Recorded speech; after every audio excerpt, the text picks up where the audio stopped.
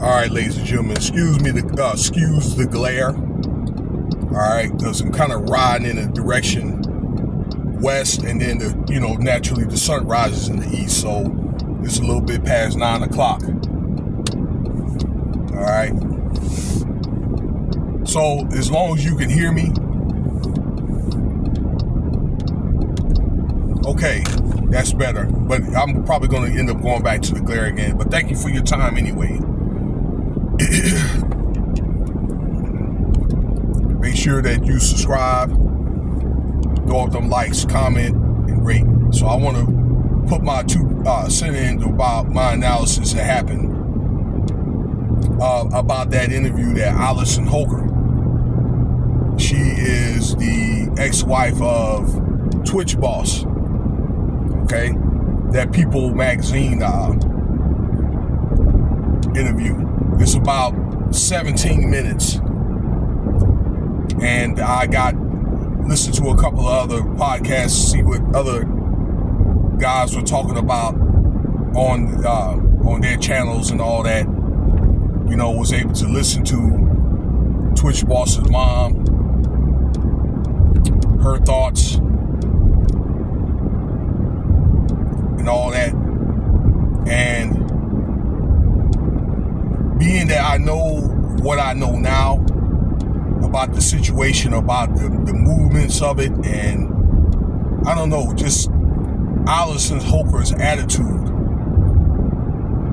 And then to come online to say, what she said about that man, which I'm going to get into in a second here, I think it was really disingenuous. It was really disrespectful. You know what I'm saying? Underhandedly disrespectful. It really just made me sick. I could barely even stand to listen to it.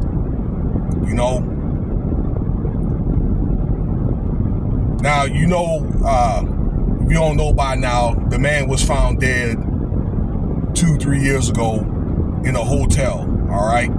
Prior to that, he had left his wife's house, or left his home with his wife there, got an Uber,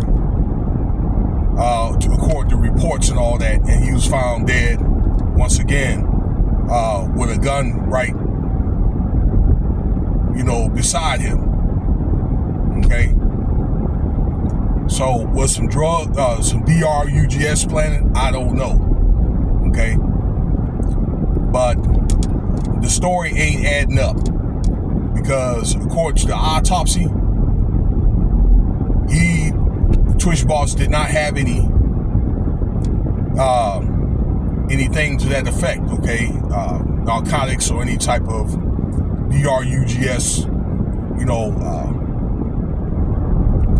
paraphernalia in his blood. All right, so it's started by the opinion of many podcasters and the court of opinion that he was harmed. But anyway, let's get to the interview, okay? And then I'm going to give you my final analysis at the end of the video, okay? But the video, pull it up when you get a chance. And she basically said that, and I hope you take heed of what I just said too, that he had a drug problem, or she had cleared out closet, okay, of the house and all that with a friend, looking for a suit for him to wear during his funeral, and she found DRGS's there in the closet and in a shoebox. Okay, and went on rambling about she wanted to help people with those kind of problems and depression and this and that. All right. But it's basically the way that she had responded to, I don't know, whatever questions, or quite frankly, I think it was something that was rehearsed. She probably asked for AI or whatever to give her, the interview. And I'm thinking she probably had the screen right by her when she did the interview. that it was pretty much just BS, okay?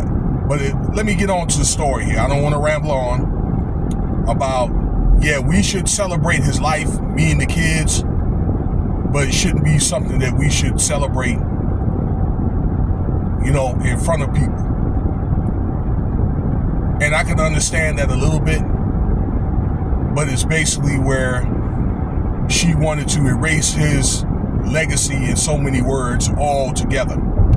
Okay, when that man basically helped put her in the situation that she's in right now, ladies and gentlemen. All right, with the kids. And I'm thinking the kids will probably despise of her being like that. Okay? And they hear about stuff just like we do about the possibility of father may end up being harmed. If they don't already know right by now, they're probably going to end up putting two and two together,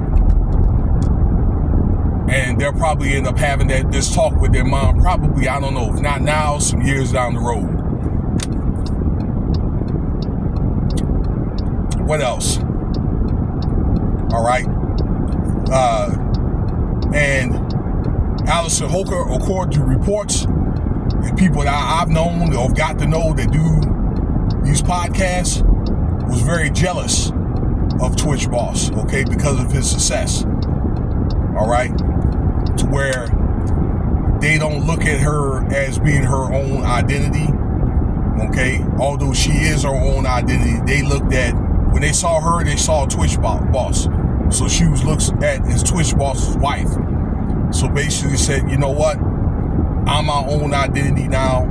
You know, I feel as though, like, so many words, okay, she basically had hijacked the man's legacy, okay, to do her own thing.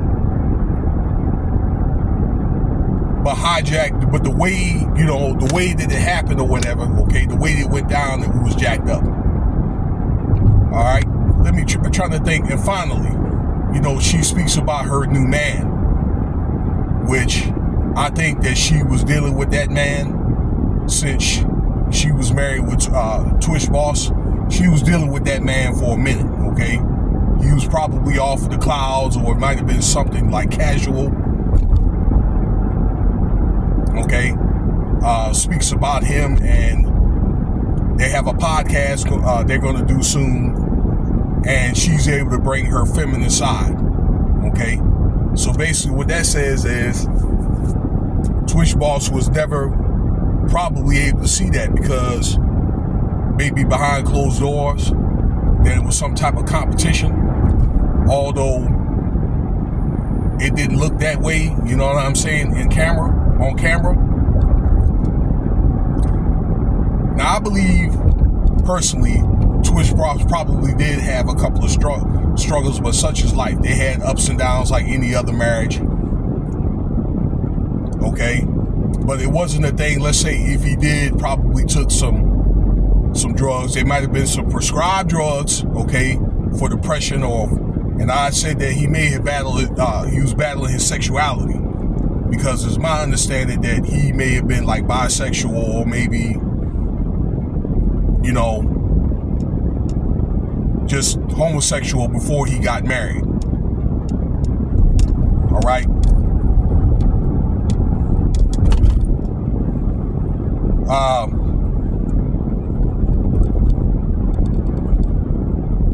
But it wasn't a thing, ladies and gentlemen, where I think that it deterred or, how can I say, tainted his role as a husband and father. Because I even said back a couple of years ago when this happened, the man seemed like he was happily married. He was, I guess, content in his the situation that he was in, to say the least, I'll say. Okay? So it just didn't add up. I felt like it didn't add up back then, but I just didn't investigate it. All right, but that was the interview there. And a couple of remarks here. I think what happened it was that night that he died was there was probably a disagreement, and he probably left the house, went over there to that hotel room, and for him to know where that room is or whatever, somebody had to tell him where it was at, or he knew where that guy was at. So that probably tells me that he knew that guy. Excuse me. That he knew that guy, okay? That was somebody that he knew. May have gotten to a fight, or may have kicked the door down, and the guy probably got scared or whatever and used a gun or whatever. You know, a gun was to take TwichBoss out, and it was her gun. All right, and maybe she wanted him out of the way. This is Alyson Hoker, but was hoping that he would probably do something like that or die in some kind of way so she could get him out of the way so she can go on with her life. So she's able to get her money, his money, the house, which he was able to sell, okay, and basically to sell all the furniture, get rid of the furniture and start all over, and use his money to spend on this new guy, okay? That's what I think that happened. I think that it needs to be reinvestigated, but I probably have a feeling that she's probably going to end up getting off because she probably had an alibi that, yeah, she might have was hoping that he died, but I don't think she was there when it happened, number one, okay? And that might have been the only thing or whatever that was able to get her off or whatever, okay? But it could be a thing where, ladies and gentlemen, it could be a self-defense thing, because what if he kicked the door down, or he might have had a weapon in his hand? This is TwichBoss, okay? She put a story out to the police. The police took it and just opened and closed like an open and shut case, and they just accepted it. And that's just the end of the story. So I think that some law enforcement had some insight on it to where they covered it up, or they just closed the case. Probably the hotel or whatever was paid off, you know, got that kind of thing. All right. I don't know if the family was able to be, you know, have some type of severance or whatever. Okay. But to say the least, maybe the family, I'm hoping they can get some restitution. All right. But check it out for yourself, okay? Like, I don't know. I just think that it was just very disingenuous. Okay? Very, you know, so I'm done talking about it. That's my analysis. I appreciate your time here. I'm going to take my happy ass to work.